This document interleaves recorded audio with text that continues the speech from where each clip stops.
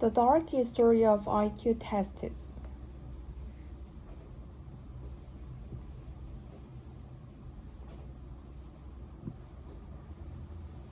In 1905, psychologists Alfred Binet and Theodore Simenon designed a test for children for struggling in school in France. Designed to determine which children require individualized attention, their methods formed the basis of the IQ test. Beginning in the late 19th century, researchers hypothesized that cognitive ability like the verbal reasoning, working memory, and visual spatial skill practice underlying the general intelligence, or G factor. Simenon and Binet designed a battery of tests to measure each of these abilities and combine the results into a single score. Questions are adjusted for each age group, and children reflected how they perform relative to other their age. Dividing someone's score by their age and multiplying the results by 100 yields intelligence quotient or IQ.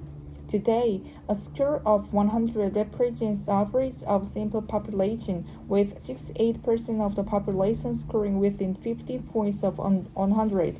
Simenon and Binet thought the skill their test assessed will reflect general intelligence.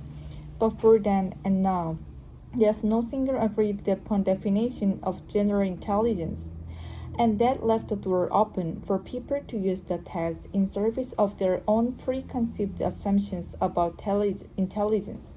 What started as a way of identifying those who need academic help quickly became used to solve people in other ways, often in service of deeply flawed ideologies. One of the first large-scale implementations occurred in the United States during World War I, when its military used the IQ test to sort recruits and screen them for officer training. At that time, many people believed in eugenics, the idea that desirable and undesirable genetic traits could and should be controlled in humans through selective breeding. There are many problems with the line of thinking. Among them, the intelligence not only fixed and inherited, but also linked to personal race.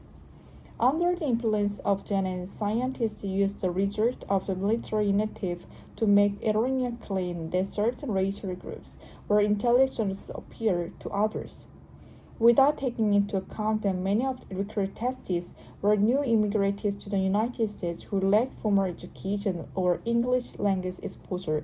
They created an enormous intelligence hierarchy of ethnic groups. The intersection of eugenics and IQ tests implies not only science, but policy as well. In 1924, the state of Virginia created policy allowing for the forced sterilization of people with low IQ score, a decision the United States Supreme Court upheld. In Nazi Germany, the government authorized the murder of children based on low IQ. Following the Holocaust and civil rights movements, the systematic use of IQ tests were challenged on both moral and scientific grounds. Scientists began to gather evidence of environmental impacts on IQ.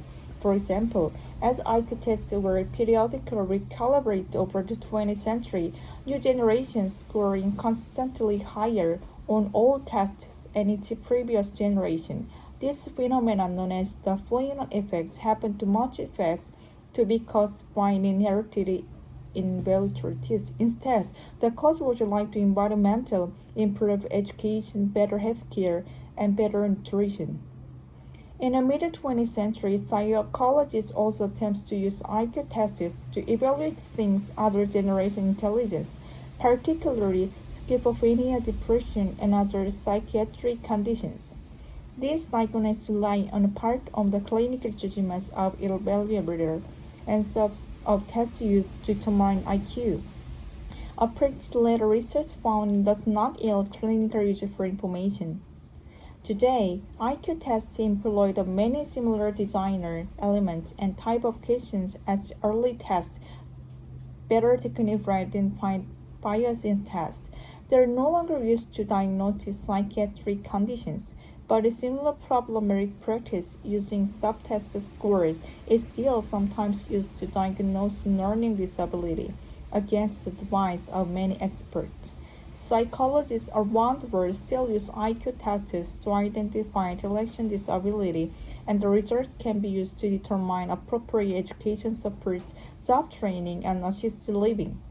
IQ test results have been used to adjust horrific policies and scientifically based ideology. That doesn't mean the test itself is worthless. In fact, it does a good job of measuring the reasoning and problem solving skill it's set out to, but that is the same thing as measuring a person's potential.